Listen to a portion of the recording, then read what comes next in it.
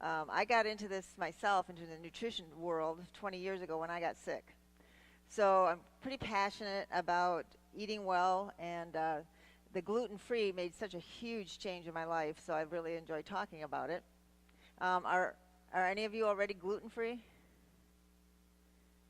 She's got that look. Yeah, I know. Darn. How long have you been gluten-free?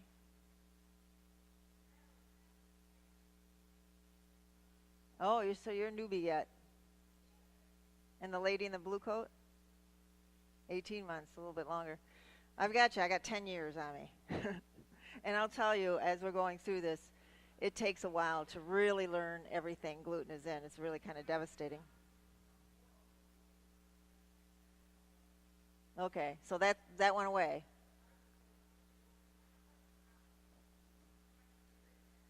Wow. All right, well, I'm going to be talking, if you're gutsy enough to feel good, basically, giving up gluten is a huge chore at first. It looks like it's so scary. I mean, you basically have to go through and get rid of everything in your kitchen.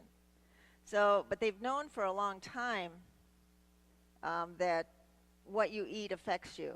Because if you look at this Edward Stanley from 1800s, those who think they have no time for healthy eating will sooner or later have to find time for illness. And then if you look back, way back in 55 BC, what is food to one man may be fierce poison to others. So this has been around a long time, knowing that what you eat affects people differently. It's not that different from if I gave you all the same drug, pharmaceutical drug, some of you would do fine on it and somebody else would get sick. You know, it's what we can genetically tolerate. So what I'm going to go over is basically understanding what gluten is, how to identify the health problems, how to diagnose, where to go for testing, where to start, and how to shop. There's a lot of different things you have to look at. And food allergies, it's not just gluten, even though that's one of the biggest. These are some of the signs. Do you experience bloating after meals, gas, frequent belching, any kind of digestive problems? Do you have chronic constipation or diarrhea? It can go either way. Stuffy nose after meals. Do you flush during or after a meal? I've seen this so many times that by the end of a meal, somebody's face just flushes totally red like this. And that's some reaction to something they're eating. Do you have low energy or feel drowsy after eating? Do you have frequent headaches or migraines? Does anyone in your family have food allergies? So when you look at all this stuff, sometimes you're going, oh, okay, maybe I do have a food allergy. So how many people do you know take antacids, the proton pump inhibitors, which proton pump inhibitor just means they stop the hydrochloric acid from pumping out into your stomach. Stool softeners, gas prevention, diarrhea. You go to Walgreens or Rite Aid, I mean, they have whole aisles of this stuff. And then what basically your body is trying to tell you when you eat this stuff is quit eating this. But we're constantly trying to stop that. Remember that you see that commercial with the guy that's eating chicken and he's just getting slapped by the chicken? It's like, maybe you should just stop eating that stuff. But so what is gluten? Is it a glue? Is it something used to make bread, a protein found in some grains, or all of the above? All of the above. Gluten comes from the Latin word meaning glue. It's that stuff that makes your dough sticky and stretchy. It's a binding agent on sticky envelopes and stamps and Band-Aids. So like a lot of times, like if I have a Band-Aid on for any length of time, it'll just start turning solid red. It's a protein found only in 3 grains: wheat, rye, and barley. Now, some people get confused about the protein, because when we say give up your protein, well, that's your chicken, eggs, turkey, dairy, cottage cheese. Why are we saying give up wheat when it's a protein? Well, when you look at the carbs, which is your rolled oats, apples, berries, buckwheat, each food we eat has a little bit of all of this in there. Otherwise, a vegetarian would die very quickly without protein, because you need a lot of protein, because it does a lot of things. Your antibodies are proteins, and the messengers that send messages all through your body are protein. Muscles are made from protein, and that's where your entire immune system is in your muscles. That's why a lot of the older people will we say they waste it away. They're in the hospital, they get pneumonia, and they die. They have no muscle mass left. This is why it's so important for you to do weight training too.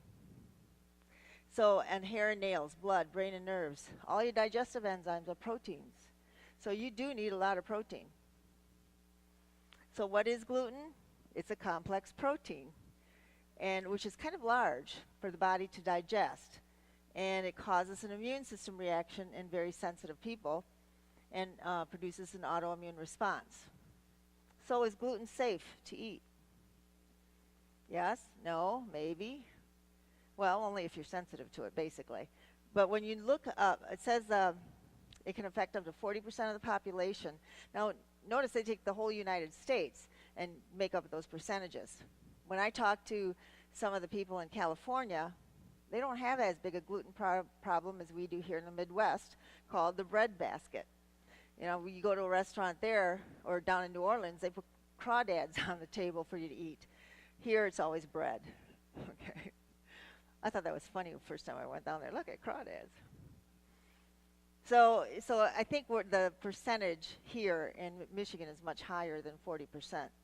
So is the wheat that's grown today the same as was cultivated 100 years ago? Not by a long shot. It is not necessarily genetically modified. It was hybridized. Remember Mendel and his peas that we all learned in school?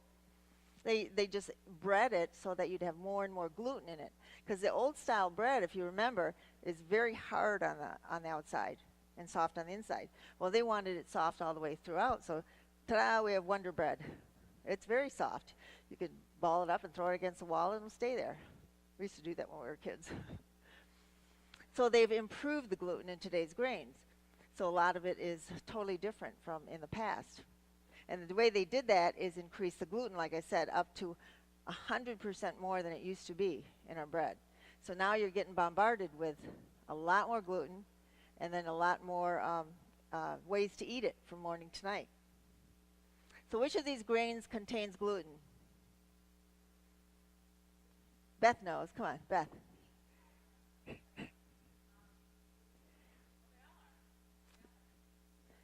Technically, oats does not, but it's so cross-contaminated with the shipping that you can't eat it. It's still got gluten in it.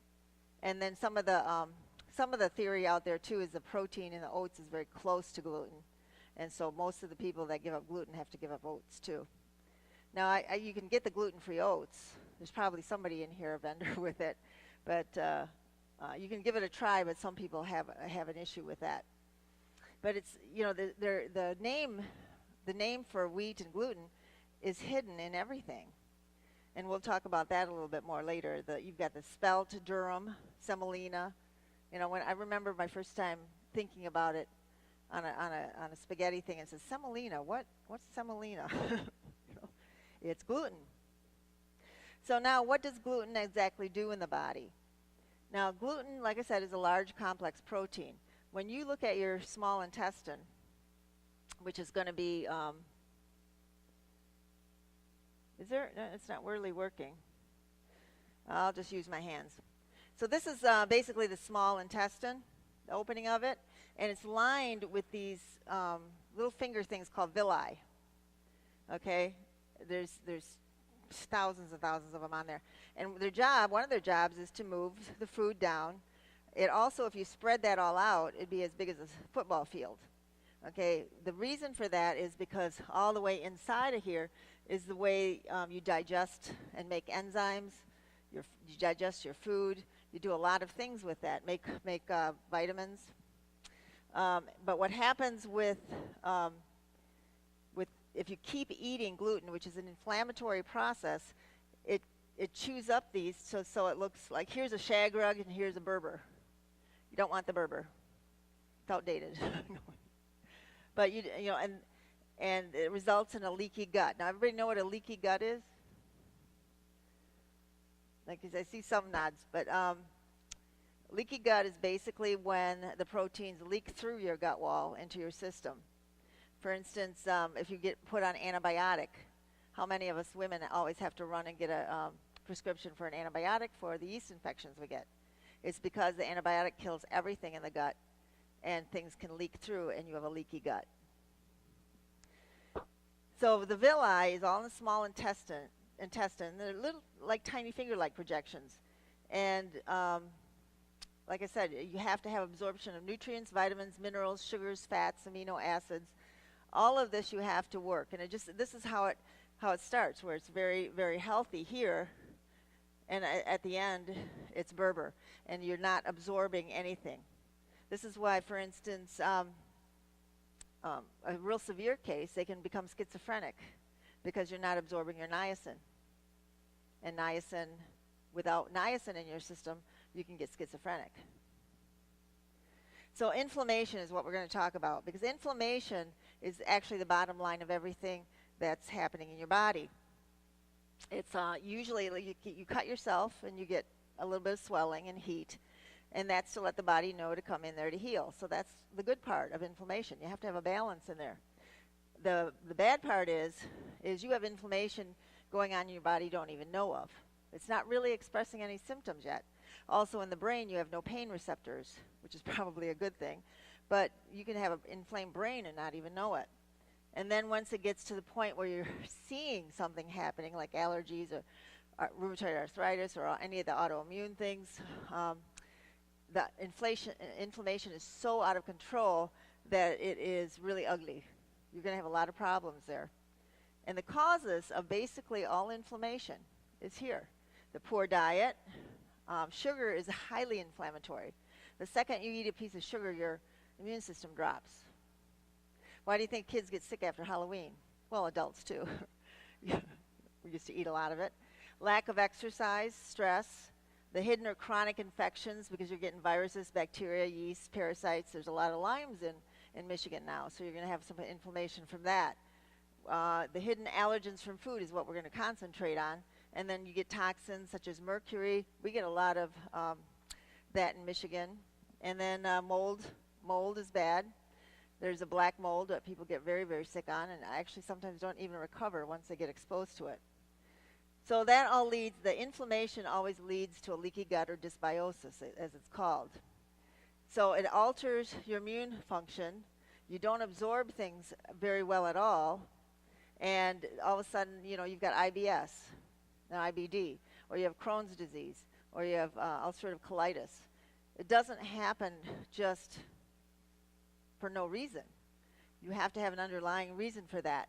A lot of the causes of the hyperpermeability or the leaky gut is non-steroidal anti-inflammatories, just your ibuprofens and things like that. Proton pump inhibitors, those actually can cause leaky gut. Now, the proton pump inhibitor job is to stop the hydrochloric acid from pumping into your stomach. What does hydrochloric acid do for you?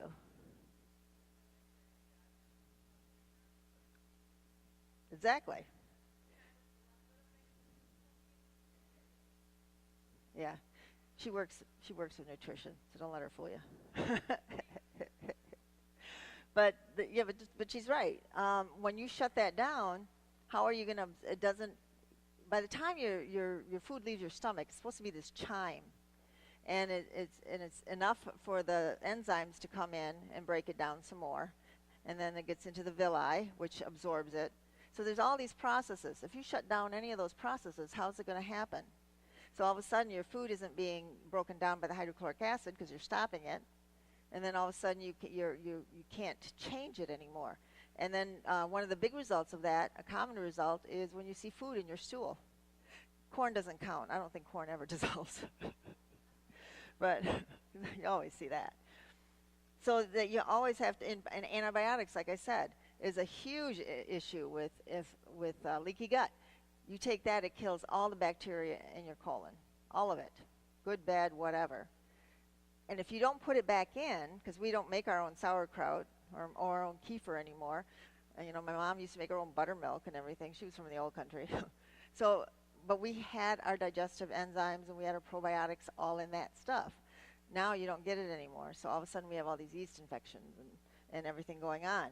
And stress. Anybody here not stressed? Look at the two little girls. They're stressed. I'm serious. Kids have more stress nowadays than we ever did. You know, they have so much stuff bombarding at them now with the knowledge. Pathogenic organisms, infections, food allergies. We constantly have a lot of stuff that our bodies have to deal with nowadays. So when you look at your colon, when things start leaking through, your toxins leak through into your body, okay, which also makes antigens. Goes into the liver. There's certain cells in the liver that are supposed to help get rid of this stuff, but it doesn't because it's too large. And then you get local inflammation or systemic inflammation. And then, so when we're talking about gluten, we're talking about, and when you're reading about gluten, you'll see it written a lot of different ways now, because people are just, it's kind of new, so they're saying, well, it's not really a gluten sensitivity, it's an allergy. Well, it's not really an allergy, it's a gluten sensitivity. and you know, you can't have celiac, you know, you're born with it. No, you're not. You can get it at any time. Gluten sensitivity is not a disease, it's a state of genetics. If ignored, you can trigger the disease, and one of the diseases it triggers is celiac. So you can get celiac at any age if you keep eating the gluten. So has anybody here got celiac, sprue? Okay. That is one of the worst forms of gluten, of course. You can't get a crumb in because it'll tear up your gut. Here are some of the symptoms. Now, when I'm going through all these symptoms, keep in mind our bodies are kind of finite in the way we express illness. It is, there's only so many symptoms. So when you look at all the symptoms, a lot of times you go, well, that's just my hormones. Well, no, that's just my blood sugar. You got to look at a lot of different things to come down to figuring out exactly what is wrong with the person. So you're getting a lot, sometimes you don't get abdominal pain at all. Now, I think with true celiac, do you guys all get the gut pain? Okay. So once you get to that point, I guess you can't help it because of all the villi being gone. The constipation or diarrhea, depending on what you're genetically prone to. IBS, nausea, stinky stools, decreased appetite, unexplained weight loss. There's a lot of different things going on with that. The damage caused by that, the symptoms and inflammation, affects the ability to absorb the nutrients properly. And like I said, the disease can develop at any point in life. Celiac disease issues related to malabsorption. Okay, so look at all the symptoms here. You get easy bruisability, a lot of depression, anxiety, fatigue. When you're looking at children, you're getting the growth delay in children. And the child will be very colicky, very crying all the time, a lot of gas, stinky stools. With more grown people, you're going to get hair loss, really itchy skin, lax ligaments and tendons. Actually, that was me, and we'll explain that in a little bit. Menstrual irregularities, so here we're going, okay, it's got to be my hormones, right? Mouth ulcers, muscle cramps, joint pain, nosebleeds, seizures, tingling in the hands or feet, unexplained short stature. Undigested food in the stool is usually one of the big keys.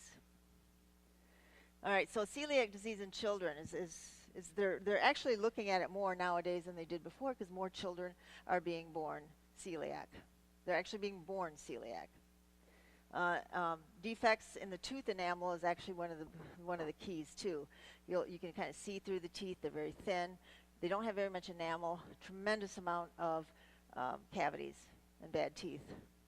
I should have known. My dad had dentures in his 20s, and I was following right along.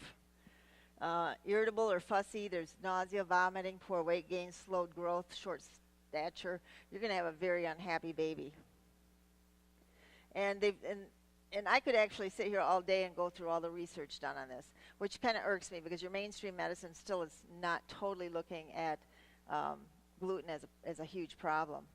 But they've shown in children with celiac, diabetes-related and thyroid-related antibodies were noted to disappear on a gluten-free diet. So we know that gluten has a big thing of it. So now how do you find the celiac in somebody? What the doctor will look at is low albumin, elevated alkaline phosphatase. When you get all that blood work back, they're looking at the liver and their clotting factors, low cholesterol, So cholesterol does a lot in the body. You need it. Anemia, either pernicious, which is the B12, or iron poor, and the elevated AST, ALT. So they're kind of looking at this before they do a biopsy. So now we're back to gluten sensitivity. A lot of times it's not as bad as the celiac. One of the gals I knew that had celiac sprue, she was in her early 20s. She used to work for Westeros, actually. And she liked to party with her friends, and they all drank beer. And she just wouldn't give it up. She was constantly going in and out of the hospital. The last time I heard, she'd gone in the hospital, and they were taking her whole colon out, and as they lifted her colon, it just dissolved in their hands. This is how bad it can get for celiac sprue. This is why they have to be so careful. But the gluten sensitivity basically accounts for 1 in 8 people affected by gluten, but 7 out of the 8 people will have relatively normal GI function. You really don't have a gut problem. It starts attacking different areas of the body. 70 to 80% of the patients have an autoimmune illness. And who has more autoimmune illness, men or women? Women. We're so lucky. Here, I know. And then they wonder why we go crazy. Anyway, so gluten and autoimmune illnesses are tied very, very close together. Because people say, okay, the doctor will say, oh, your body just started attacking itself. Well, that seems like a poor structure. Why would it do that? There has to be an underlying reason. And a lot of times, lupus and MS and a lot of, especially the bone loss. I'm actually osteoporosis now because I was eating gluten for so many years, not knowing that I was intolerant. And so you get arthritis symptoms, thyroid disorders, you get ankylosing spondylitis. That's where the people start bending over more and more and more. A lot of that is tied into the gluten. Scleroderma, which is your skin gets shiny. That's one of the worst autoimmune. Your skin gets shiny and hard then, and so do your organs. Sjogren's syndrome, which is extremely dry mouth, dry eyes, lupus, diabetes, all of them. So it can present at any age, more signs and symptoms in the infancy and in the childhood. They've been showing that ADHD, when you go to an alternative doctor, the first thing they'll take you off is gluten and dairy instantly, because it's such a big cause of all these problems. So gluten and skin diseases is very tied in, especially with children. And dermatitis, the psoriasis, eczema, acne, hives. Gluten and neurological disorders. You'd be surprised at how many of these are tied into gluten. Do you ever feel like you're kind of off center and you almost lose your balance just standing there? That's called ataxia. And it has different degrees. A lot of headaches. If you got migraines a lot, you're probably allergic to something you're eating, whether it be gluten or not. Autism and ADD, like I said, they just take everybody automatically off of gluten. Depression is very much tied into it because your stomach has more serotonin receptors. Receptors being each cell of your body has these little receptors on it to let things in and out of the cell. So your stomach has more serotonin than in your brain. And so your stomach actually is called your second brain because there's so many things. If you have a leaky gut, you're probably going to have some kind of mental issues, whether it be anxiety or depression or something like that. Brain fog is big on this. Tourette's, surprisingly. Did you guys ever go to Saffron's when it was open on Plainfield? Anybody? That's why they closed. It was a gluten-free store. Well, it was so way out of the way. It's like 5 Mile in Plainfield. Who goes there anymore? So, but she opened up a gluten-free store, and she actually had all the allergies and marked. I really enjoyed that store, but she had to close because she didn't have the business. But she got into it because her 4-year-old had Tourette's. And when they took him off of gluten, it went away. So that's how powerful that gluten protein plays. And gluten and hormones. You have a lot of, when you hit perimenopause and you have a gluten problem, you're going to have some issues on menopause. Night sweats, low libido, sleep quality, anxiety, irritability, vaginal dryness, joint and muscle pain, depression. And I did throw in the hormone replacement therapy. Why does my little... if you're on any kind of hormone replacement therapy, whether it be bioidentical or, which is the better, much better kind than regular HRT, it's going to deplete vitamins and minerals just because of the way it works. So you got to make sure you're on magnesium, zinc, B6, B2, and B12. Gluten and thyroid connection. If you have autoimmune problem with gluten, if you have a thyroid problem, you have a gluten problem. I've actually never seen it separate. So Hashimoto's, which is hypothyroidism, you can end up getting a goiter. Graves' disease, that's a hyper, where your eyes bug out. I don't know if you've ever seen that. You can actually have both, where you switch back and forth during the day. It's really worth giving up gluten and certain things you're allergic to at that point. Those with autoimmune thyroid disease are 4 to 15 times more likely to have celiac disease. So it's very, very tied in. So gluten sensitivity in adults. Check this out. I mean, this is huge, all these symptoms. Now, you don't have to have all of them, of course, but you're going to have some of them. And depending on the person and the genetics, diarrhea and constipation. Anemia, once again, either the pernicious or the iron poor. So there's a lot of GERD symptoms that you have. Okay, you lay down at night and you get the acid backing up, or you just get heartburn. That's, like I said, your body trying to tell you something. Something's wrong here. And so, you can read the whole thing. Insomnia is a big thing that a lot of people go to doctors for. That's going to probably be, there could be a lot of different reasons, but that underlying reason could still be the gluten allergy. The weakness, you get a lot of muscle weakness actually too. Digestive disorders, here's where we go into the celiac, the IBS, inflammatory bowel disease. It's really interesting to me when the mainstream doctors put them on,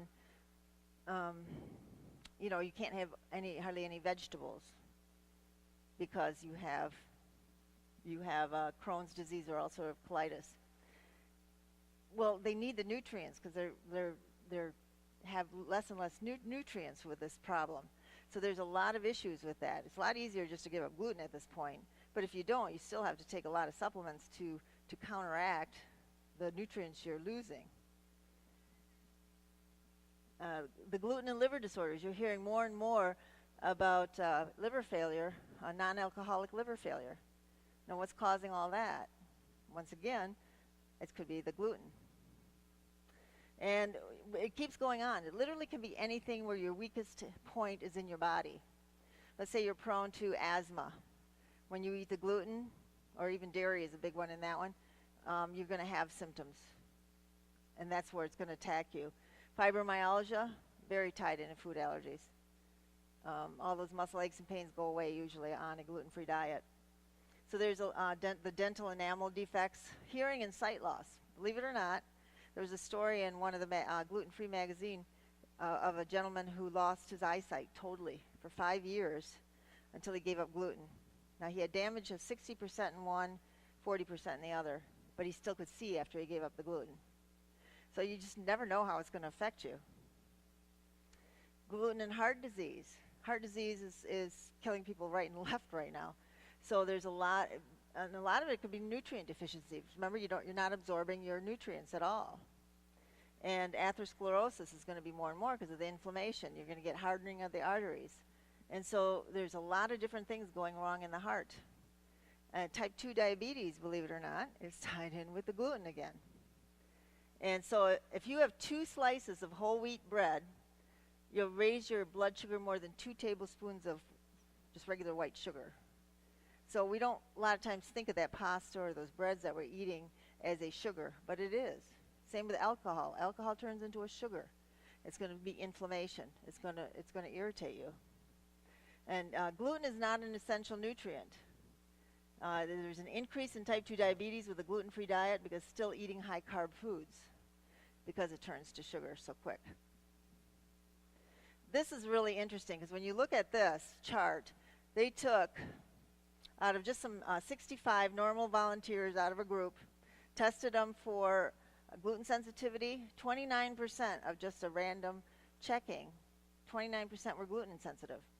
Autoimmune disease, out of over 2,000 people, 62% of them showed in their stool sample because this is from a different lab. Instead of blood, they do stool here. But 62% had autoimmune disease. That is huge. And then family history of gluten sensitivity. So if I have gluten sensitivity, the odds my sister has it is 68%. Of course, she won't listen to me. When does family ever listen to us? So colitis, 69% out of 400 people. Chronic fatigue. I mean, that's one of the huge reasons people go to the doctor now. And 61% of them. You get celiac sprue, of course, is 100%. So that's very interesting on how many people are allergic to this stuff. So gluten acts like a gasoline. So in order to put out that fire, you have to quit the gasoline and quit putting more gasoline on the fire. So how do you do that? Back in the early 2000s, Time and all those similar type of periodicals had huge issues about, inflammation is the bottom cause of everything. Alzheimer's, everything. It's a silent killer. Because bottom line, anything that gets into you, bacteria, virus, whatever, causes inflammation. The inflammation will cause a leaky gut. That's going to cause a lot more problems. You're going to be reacting to more and more food. And I did want to mention that if you don't give up gluten as one of your major allergies, and then you keep eating it, you're going to be more and more allergic to other things. More and more. So several autoimmune diseases may improve on a gluten-free diet, including neurologic, cardiac, and renal diseases. And this is from a mainstream doctor's publication. So when you're looking at, it's going a little too fast. Okay, this is just a little chart saying, somebody's just eating a watermelon here. How does that express in the body? So the nutrient goes into the cell, attaches to the cell wall. It changes it into a messenger molecule, goes into your DNA and says, okay, this is anti-inflammatory. This is a good thing. We're going to absorb the vitamins and nutrients and things. So now you eat some gluten, and it goes into the cell wall. All of those, nuclear factor kappa B is what it stands for, things like that. Those are called markers for inflammation in the body. And it just keeps going on, and you're going to get more and more pro-inflammatory signal. Let's say you have more stress that day, you're going to have more and more inflammation. It just goes on, and you have just more and more inflammation. So what does all this inflammation mean? Okay, this is a good, remember when I said when you take an antibiotic, it destroys everything? This is the inside of an intestine. This is what it's supposed to look like, and it's covered by, bacteria. You have billions of bacteria in your gut. You have more bacteria in your body than you do cells. And it has to be in a balance. There's really no such thing as a bad bacteria, but we just call it that, like strep. We all have strep in our body right now. But as long as it stays under control, it's fine. It stays in a balance. You take an antibiotic, it wipes out everything. So what do you get back in if you're not taking a probiotic, a good quality probiotic on top of that? So you're going to have more and more toxins leak through the gut. You have another leaky gut situation on your hand. You're going to be more allergic to other things. You put out the fire. Now, the reason I chose this picture, the poor child, is it's so sad.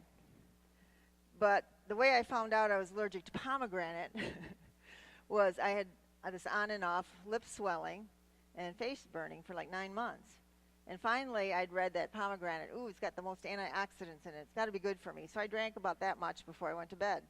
I woke up in the morning, looked in the mirror, and it was hysterical. It looked like somebody stuck in and did collagen treatments on my lips. I looked like Angelina Jolie. It was great. It looked good. I keep thinking my husband's going to sneak in and do that, but he doesn't. But but that's what it looks like. So it can express itself in different ways.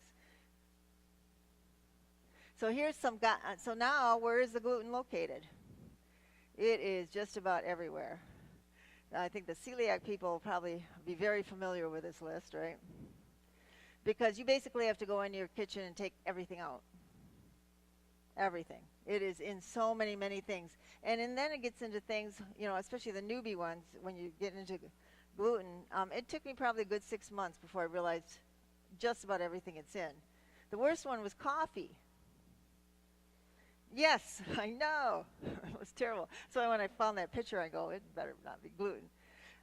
You got to watch out with Big B's and Starbucks with their major coffee, because, and this I got from the gal that does coffee here in Grand Rapids. She actually saw the procedure being done at Big V's main plant, is they roast so many beans that it sticks to the conveyor. So to keep it from sticking, guess what? They flour the conveyors. Because I couldn't understand why I kept reacting, because I was drinking Big V's coffee. Now, you can get, like, Starbucks has mountain grown, you know, their bags and things like that. That's different. They don't do it in a bulk. But, so, yeah, you have to be careful. And even in a restaurant, if they bake a lot in their restaurant, flour can stay in the air 24 to 48 hours. It can settle on the coffee beans. Got to be careful where you get your coffee. And then the shampoos and lotions. You know, even the natural. I thought, okay, I'm going to go to the health store and just get something natural. They always use the wheat protein to hold it together. So you have to watch. You become such an ingredient label reader. You have to watch everything. So, and here's all these different names for wheat and gluten. I mean, couscous, durum, gram, kamut, malt, matzo, matzah. Modified food starch is a tricky one because it can be and it might not be. Same with maltodextrin. Like in our company, we use tapioca instead of the gluten. So, you know, it goes on and on and on. I won't read all those to you. And here's where more hidden gluten. It just keeps going on and on. Can't see anything. This is what's really surprising when you have kids. Play-Doh has it in it. Learn how to make your own Play-Doh because it has a lot of gluten in it.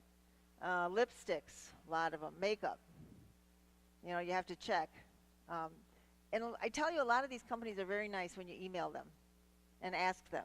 But you still have to watch out, because I asked a certain makeup company, I says, do you have any pomegranate? Because they use the pomegranate a lot and things. And she goes, oh, no, you'll be fine. And she sent me the ingredients, and right in the middle it said pomegranate. I go, I guess you don't read your own stuff. So you always have to double check everything. Believe it or not, toilet paper. Because they use glue. There are certain toilet papers that you may react to, and you get a little rash down there. And so that could be from your toilet paper. So you have to kind of check on that. And it just goes on and on. Your supplements, a lot of the whole food natural type supplements that they say, they use a lot of wheat in them. So you have to be careful. Pharmaceuticals, they have all kinds of filler in them. You can go to online and check, and they'll tell you exactly what's in the filler of those. So now what do you look for on the label? Wheat-free does not mean gluten-free. And some of the companies are being a little sneaky now. They're just putting wheat-free on there. That is not gluten-free at all. Manufactured on shared equipment with gluten wheat. Don't even chance it.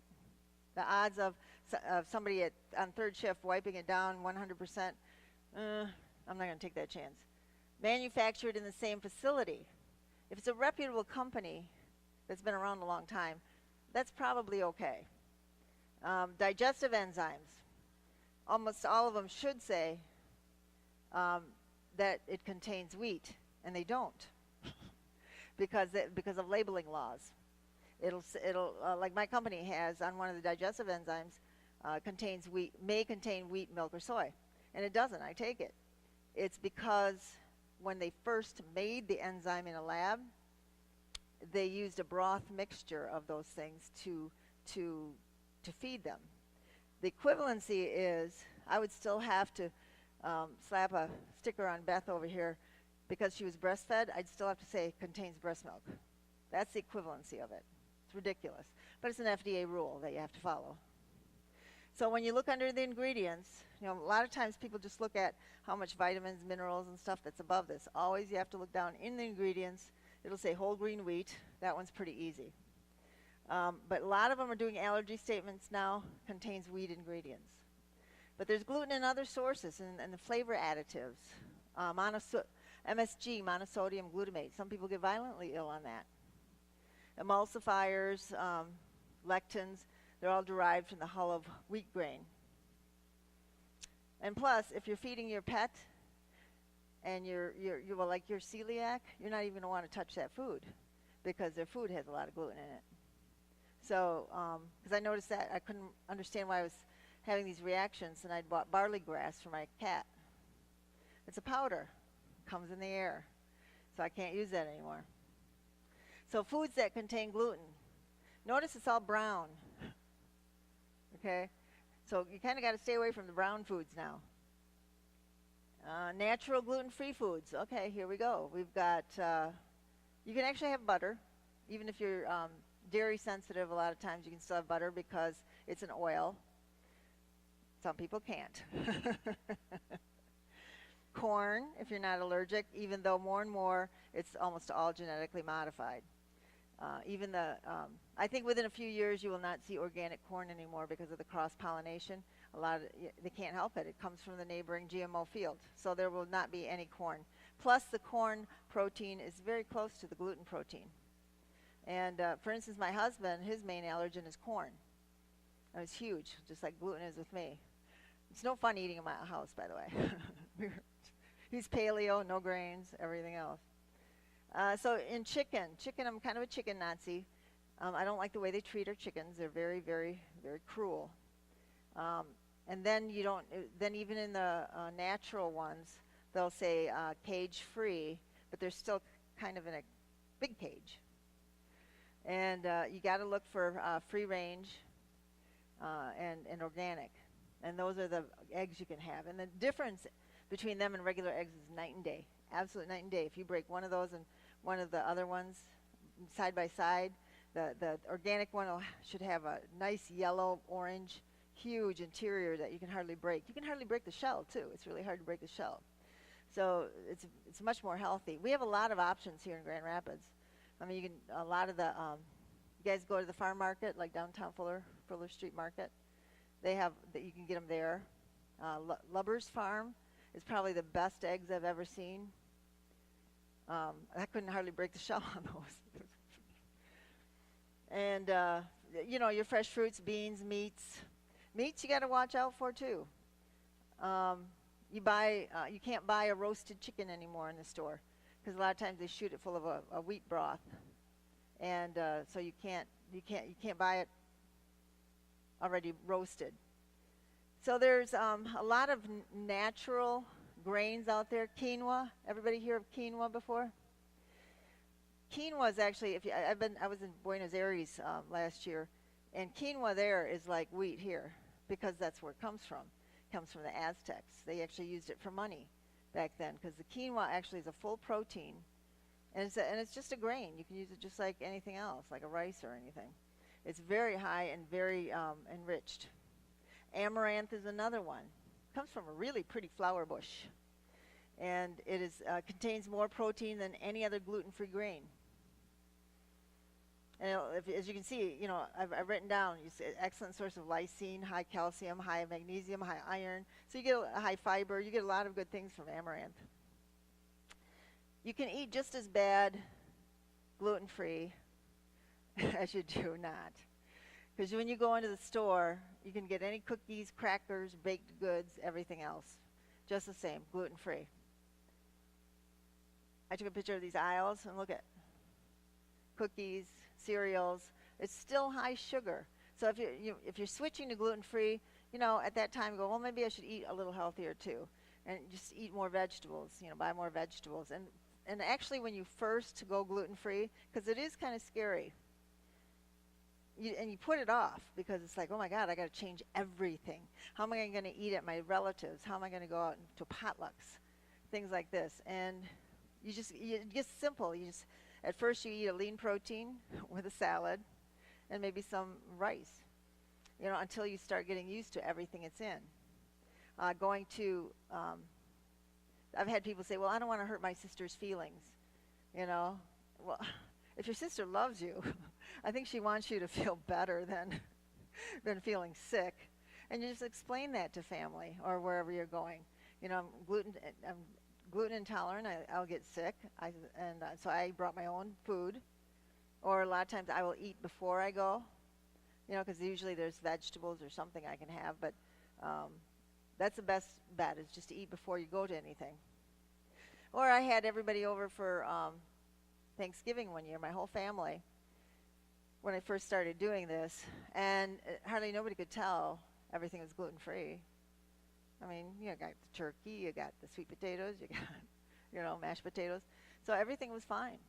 So try to eat healthy, not just gluten-free. Diets don't work. We should know that by now. We've gone through cabbage soup diet, the South Beach diet. We've gone through all these diets. Now the new big one is paleo diet. Even though that, out of all of them, that probably makes the most sense for most people. So try to eat, because if you go on a diet, you can't stick to it. You got to do something that you can stick to. So instead of gluten-free cookies or candy or muffins, use more fruit. Use seeds and flour. There's seed flour. If you've ever been to Harvest Health, you can get any kind of, walnut flour, hazelnut flour. There's all kinds of things you can do. And with Google, you can do anything nowadays. You can find anything. I love Google. More salads with lean proteins or beans. You need to eat 5 times a day. People don't do this. You'll actually gain weight if you eat like once a day, because your body senses. It's a long story, but it will actually start producing hydrochloric acid and enzymes and everything if you just smell food, because it's getting ready to eat. So you do more harm than good not eating 5 times a day. And I'm not saying big meals. I'm saying like for a snack, an apple and 15 nuts, just so that you stay on an even keel. Drink more water. A lot of times our hunger is just water. We need more water. Get out and move. I mean, a lot of people don't like the word exercise, but if you just get out and move a little bit, walk for a little bit, you'll notice that you can walk a little bit more every day. And the big thing, find out your food allergies. Now, do you need the 4 basic food groups for complete nutrition? We keep hearing this all the time. Breakfast was invented actually by Harry Truman and his brain trust, because they had a glut of wheat that year. And they came out with, he had asked Kellogg and a bunch of other people over, and they actually talked about it and said, well, let's make breakfast the most important meal of the day, and we'll just push all these cereals. And that's how it came about. Now, breakfast is important, but not with cereals and with all that sugar. So deleting grains and dairy, you still actually probably get more nutrients. Because in a cereal, they'll take out all the nutrition out of it and put 4 back in. And so this way you're going to get a lot more nutrients. So how can I tell if I'm gluten sensitive? There's several different ways.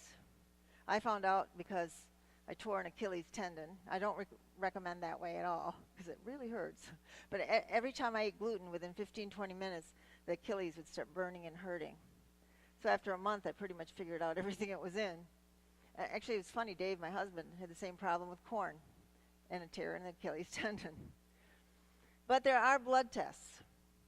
I'm not talking about the skin prick tests at all. You got to have blood tests, and even those are probably 80% accurate, because my blood work came back. I could eat wheat, so I ate it for 4 more years, and until I realized that it's only accurate like 31% of the time for wheat. You can get the intestinal biopsy. The mainstream medicine will do that if it's if it's really all the signs and symptoms are there, and then they go in. But the problem is with that is if you still have even a quarter of your villi left, and that's the part they hit, they come back out and they go, no, you don't have celiac, because they will usually only when every villi is gone. So you're going to be sick for a longer period of time yet. There is genetic testing, but it's just like genetic testing for breast cancer. Just because you have that genetics doesn't mean you're going to express it.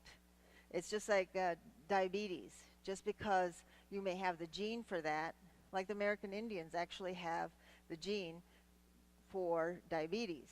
And this is why a lot of them have it, because when they quit the hunting gathering part and started on our nice white flour we gave them, they all became diabetic.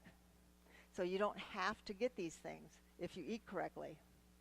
One of the hardest ways, but less expensive, is the elimination food diet.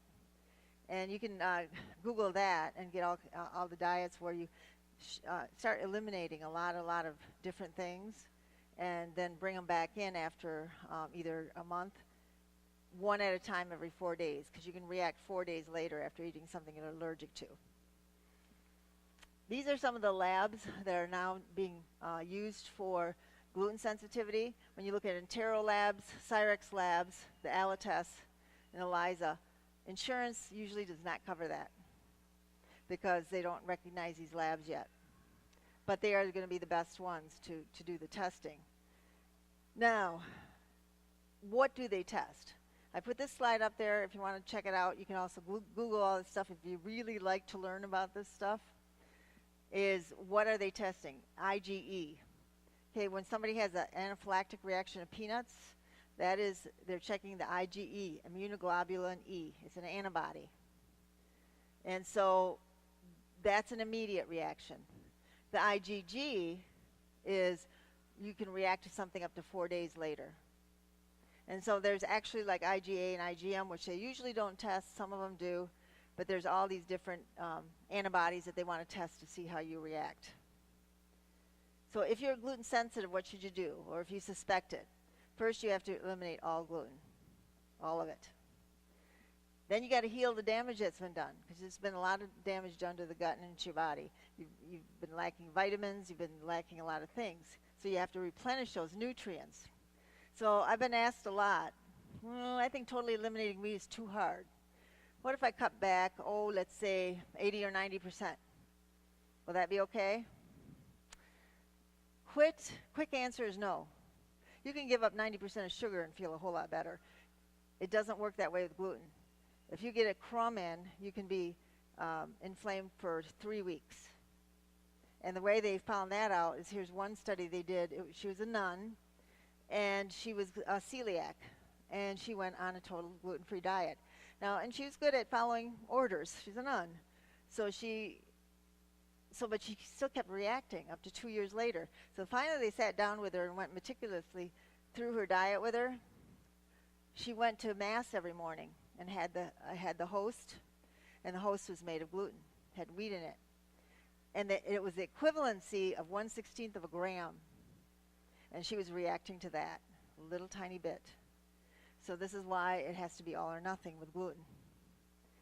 So, the doctors, a lot of times, you'll have to probably go to more of an alternative-minded type doctor. And I do have in the back a stack of, if anything's left, of notes, and also a separate stack of the local area physicians that actually do this type of testing. They'll look for patterns of chronic illness. They'll just have you avoid all gluten usually right off the bat. Certain supplements and medical foods could be recommended to heal the villi and the gut, because you need to heal those. One of the biggest things they'll talk about is probiotics. I mean, we've all heard now, the Activia commercials. You cannot get enough good bacteria from yogurt, no matter what your commercials say. They can lie on TV. I had one girl that didn't believe me. You couldn't lie on TV. But you can. And so the Activia actually got sued after their first commercial with Jamie, what's her name, Jamie? Yeah, Jamie Lee Curtis, because the claims they made was just eat this and you'll feel better. It would have been equivalent to 3 yogurts a day of Activia to get the number of bugs that would actually work. At 3 Activia a day, it's like drinking over 2 Cokes a day in sugar. So, you're going to be doing more damage than good on the probiotics. Plus, you don't even know what kind of probiotics they are. So it's very important to look at, there's all kinds of different kinds that do different things in the body. Now, there's certain nutrients you can use. Now, of course, I put my brand up there because that's what I do. But there's also different things you can look at. Arabinogalactans, that's just something that feeds, it's a prebiotic that feeds your good bugs. It does a lot of different things. Rice bran fiber, you have to have fiber for the growth. Cinnamon, I mean, use a lot of cinnamon. You can use a lot of cinnamon at home.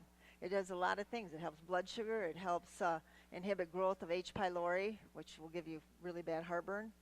So there's a lot of things cinnamon is good for. The basics are vitamin D. How many have had their vitamin D levels drawn?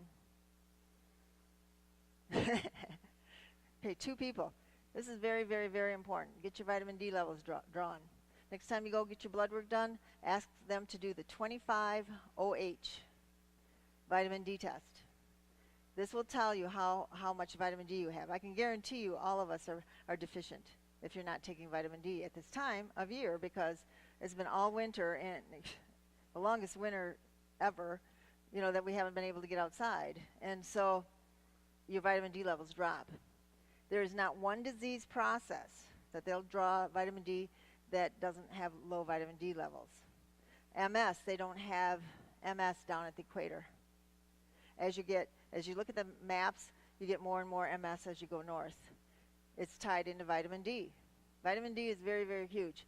You get sad in the winter, vitamin D, that'll make you happy. We usually call it the happy pill because it does help. So there's a lot of things that vitamin D does in the body that you need.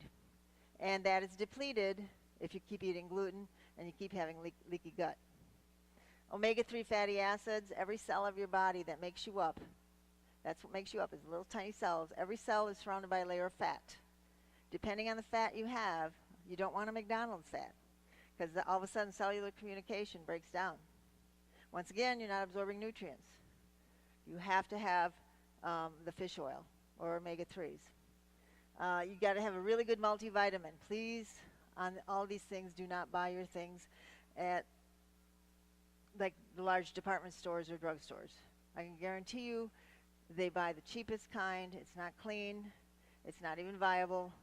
One-a-days, you can see them in the toilet. Ask any porta potty guy. He'll see them in the bottom of the porta potty, fully formed with one-a-day still on them. Okay, you have to be careful of what vitamins you get. And you have to eliminate all the food allergies. So there's a lot of different things that you can use to heal the gut. There's medical foods, which are anti-inflammatory. Like the Bourne Clinic. Is everybody familiar with the Bourne Clinic here in town? They've been the alternative, the most alternative here for the longest period of time. What is it, 30 years now? Is it longer? Oh, okay, it's been a long time. So they have this kind of stuff they can tell you about. Glutamine is hugely important. Your glutamine heals everything, your entire intestinal lining. It heals your muscles. Glutamine is huge. And they have a good probiotic. What time is it? Okay. I just have a few slides more. So a lot of the other deficiencies, folic acid, B12, iodine, calcium. Forgot to put niacin on there. It was actually a House episode, if you ever watch that movie, that this one woman became schizophrenic, and finally, after almost killing her with all his tests, they found out that she was celiac and was not absorbing the niacin. On a daily basis, digestive enzymes are huge for us that are gluten intolerant. If you think you got gluten, we'll talk about that in a minute. It's going to be very important. A multi, fish oil, a probiotic. You wouldn't like me when I get glutened. It's not a happy sight. For me, I have something called Ehlers-Danlos hypermobility type. And for 5 years, I was in physical therapy. I was dislocating everywhere. I was in a wheelchair if we had to go anywhere for a long period of time. I have braces for everything. And once I gave up gluten, guess what? I didn't dislocate anymore. So that's where it was attacking me. And so this is what I'm saying. It's going to attack you at your weakest point, or whatever you're hitting. But if I do get gluten now, which was about a year ago, I had to, in fact, I had to give like 4 talks the next day. Somebody said these meatballs are gluten-free, and I was hungry enough to eat one. And as soon as I bit into it, I'm going, I don't think so. This tastes too darn good. And sure enough, and this is what I took when I got home that night, and because I could feel my hips starting to loosen, and it really helped a lot to have this right away. So you're going to need a digestive enzyme, something to cut down the inflammation. You can actually do a Benadryl type product. Sometimes that'll stop the histamine reaction. And glutamine is very important, and probiotics, like I said. So will gluten-free make me better? All right, the gluten-free girl, she has a site on Facebook, and she shows the before and after pictures. You can see all the red in her face. This gal, these 2 gals, for sure, you see the big differences in their faces. 3 months gluten-free, you lose weight too. Sometimes, no matter how much you try to lose weight, you don't. If you're eating something you're allergic to, you will not lose weight because it's constant inflammation in your body. So, yeah, you'll feel better after giving up gluten, but you might not be 100% because there could be other reasons wrong by now. So there's a lot of different things you might need. Heavy metal removal. You got to check for yeast. Yeast has a lot of problems. You got to do the testing for hormones, things like that. So there's a lot of other things that might be going wrong. But yes, you will feel better on a gluten-free diet. So where do I get them?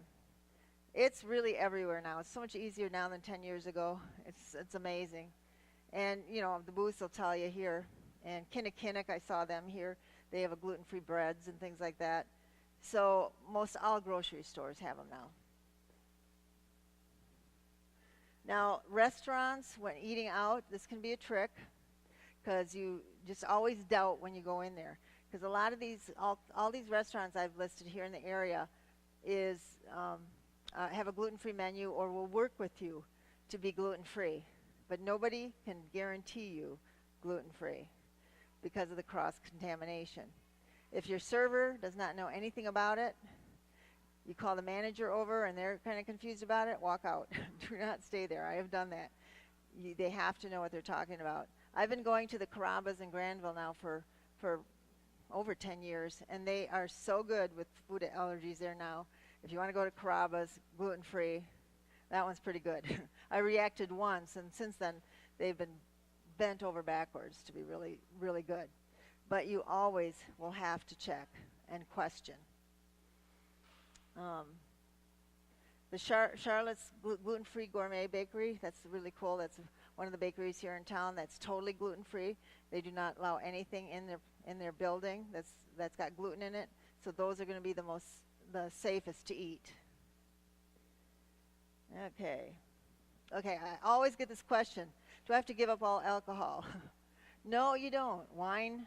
Actually, I've heard there's certain wines that may have gluten in it, but most wines are safe to drink. Try an organic one. Gin, tequila, rum, vodka. The vodkas you have to be careful of because some of them does come from grain. Chopin makes 3 varieties, wheat, potato, and rye. So you just have to ask for the potato. And there's some made from grapes now. So you do have options to be able to enjoy a drink with your friends. So how do you find out more? I mean, we could talk all day for 10 days straight and not give you enough information about where gluten is hidden. For instance, one of the weird places is, if you buy a cucumber and it's got that wax coating on it, that's a gluten derivative. So you have to peel it and then wash it. So it's crazy where gluten is all the time. But these are some of the more popular books. Grain Brain by Dr. Perlmutter. I've met him. He's an amazing man. He does a lot with the brain. The Wheat Belly is one of the most popular ones that will tell you about the grains and everything like that. See, these are some of the places where you can get tested or get product. Keystone Pharmacy. Brandy is a nutritionist there. She can. We actually sell our products there too, but she will help you if you want to get something to, heal your gut. She can help you. These are out-of-area doctors. They're Lansing, one in Zealand. But here locally, Bourne Clinic, they've got 3 doctors and 3 PAs there now. And they've been around, like I said, forever, so they know all this stuff very well. Ann Auburn in Granville has a practice there, and she will do the testing also. These are 2 fairly new doctors in town, Dr. Bhatnagar and Dr. Ali. Dr. Ali specializes in bioidentical hormones, but they also specialize in nutrition now too. And these are 2 brand new ones. We got a pediatrician now, finally, yay, in the area that's doing what we call functional medicine. She still does what you need. If you need a drug, you need a drug. If you need an antibiotic, you need an antibiotic. But we also will give you a probiotic along with that antibiotic. So there's also wonderful ways that they help. So anybody have a cat where you move a chair in a room, they put one paw in there and they're going, okay, something's different. That's pretty much how you feel when you switch to a gluten-free diet. It is scary. The best way is just to clean everything out of your house, donate it, and start over. Or if you're the kind that has to kind of work into it, start working into it, but set a date ahead of time going, okay, June 1st, I want to be all gluten-free, and to start working towards it. So there's a lot of different little things you can do. For me, I woke up feeling so awful one day. I'm going, do I want to live like this for the rest of my life? Nope, I'm going to change. I'm going to give this stuff up and see if it works. And guess what? It did.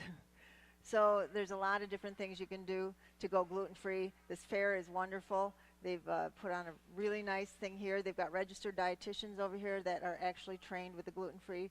So there's a lot of things you can look at. So hopefully you learned something, and hopefully you can go gluten-free. Thank you.